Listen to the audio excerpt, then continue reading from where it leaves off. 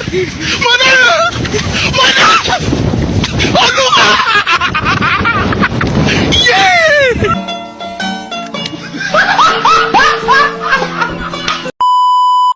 Halo semua, sebelumnya Assalamualaikum warahmatullahi wabarakatuh. Shalom, Om Swastiastu, Namo Buddhaya, Salam Kebajikan.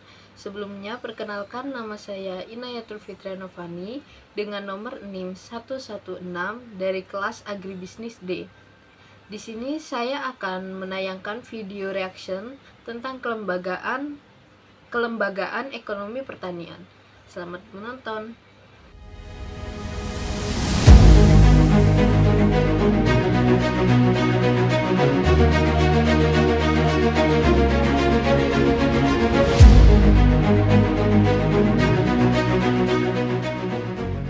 Petani, sebagai pelaku usaha di bidang pertanian, masih banyak yang belum mampu meraih nilai tambah sesuai skala usaha taninya. Karena itu, membangun kelembagaan petani menjadi semakin penting agar petani mampu melaksanakan kegiatan yang tidak hanya menyangkut on-farm, akan tetapi juga terkait erat dengan off-farm agribisnisnya.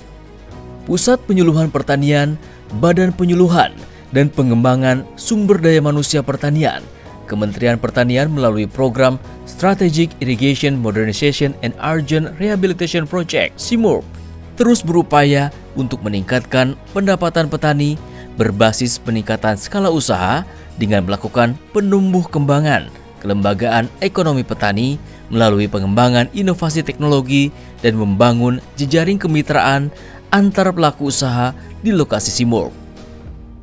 Kelembagaan petani yang berbasis skala usaha ekonomi perlu dikembangkan secara masif. Oleh karena itu, penumbuhan kelembagaan ekonomi petani (KEP) harus melibatkan para pengusaha petani muda yang memiliki jiwa wirausaha dan mau menginisiasi terhadap para pelaku usaha di sekitarnya untuk bergabung dalam organisasi kelembagaan ekonomi petani.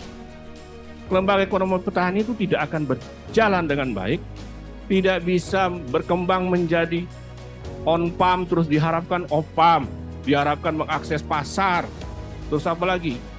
Mengembangkan usahanya dan seterusnya dan seterusnya. Kalau tidak ada 3M. M yang pertama apa? Motivasi daripada kelembagaan ekonomi petani itu.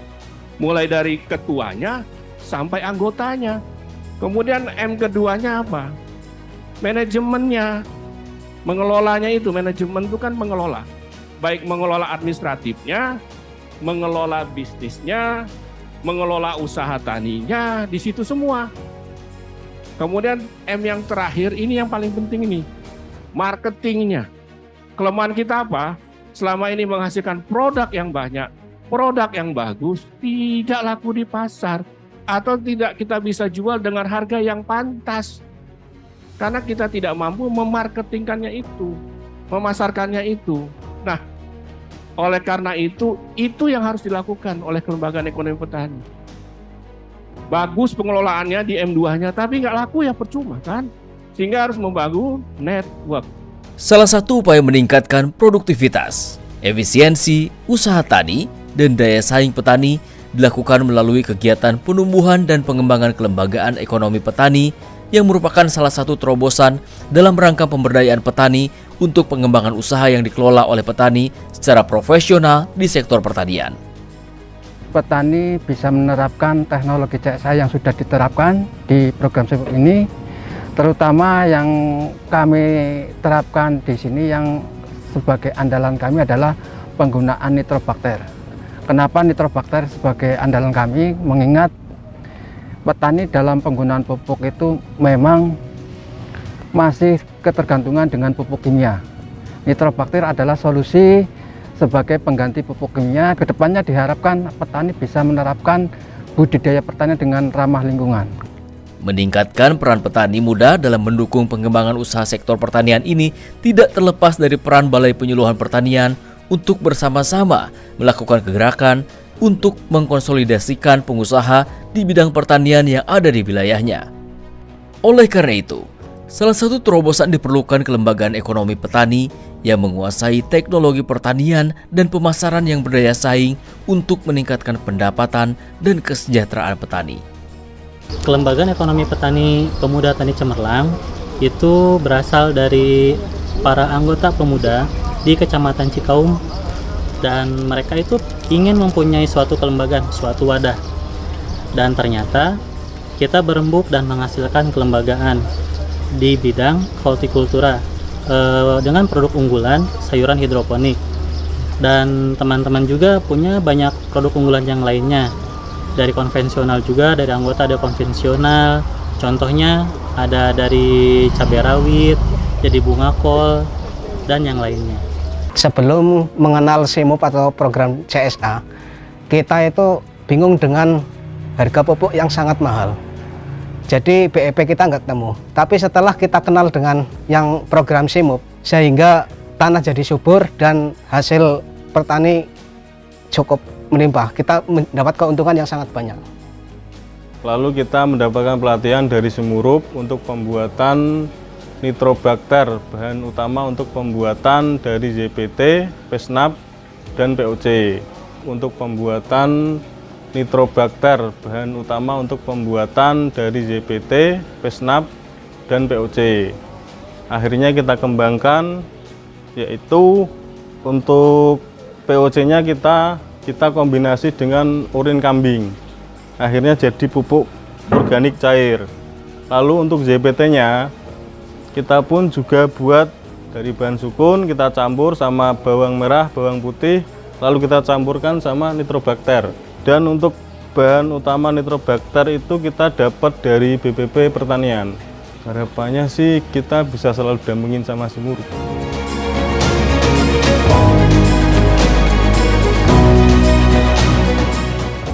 KEP diharapkan menjadi wadah kreativitas petani muda untuk menekuni bisnis di bidang usaha pertanian yang dapat mendongkrak produksi dan nilai jual.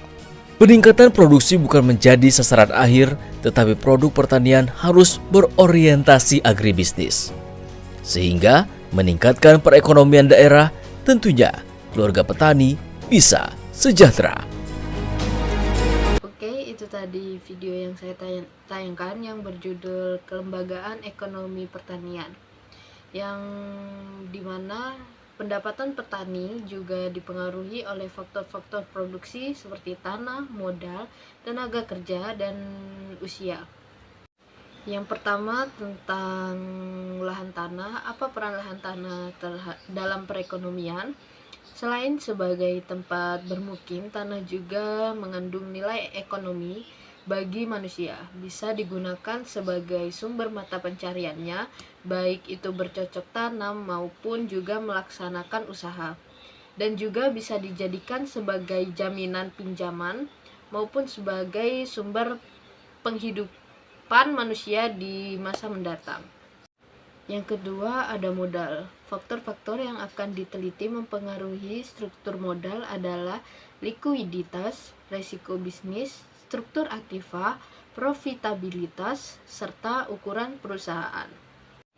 Yang ketiga ada tenaga kerja. Berbagai faktor penyebab menurunnya minat tenaga kerja muda di sektor pertanian, diantaranya citra sektor pertanian yang kurang bergensi, terus beresiko tinggi, kurang memberikan jaminan tingkat, stabilitas, dan kontinuitas pendapatan. Rata-rata pengusaha lahan sempit, diversifikasi usaha non-pertanian dan industri. Solusi untuk tenaga kerja yaitu kan mungkin anak muda itu tidak mau kotor-kotoran atau juga gengsi, malu gitu. Nah, kita sebagai anak muda tidak hanya untuk turun di lapangan, kita juga bisa menjadi maksudnya yang mengarahkan begitu, mengarahkan, terus kita tidak langsung terjun ke lapang. Contohnya kita bisa jadi yang merekap atau bagaimana gitu. Dan juga untuk di zaman sekarang tuh kan banyak orang-orang yang membuat robot tentang pertanian, contohnya seperti untuk menanam padi dengan menggunakan robot, terus untuk memanen menggunakan robot, terus yang biasanya traktor itu menggunakan sapi atau kerbau, sekarang sudah ada traktor begitu kan, untuk meminimalisir tenaga kerja. Maksudnya kan ada mesin-mesin itu atau alat itu. Nah kan kita bisa dengan cepat memanen atau menanam bibit tersebut. Cukup sekian video reaction dari saya, kurang lebihnya mohon maaf. Wassalamualaikum warahmatullahi wabarakatuh.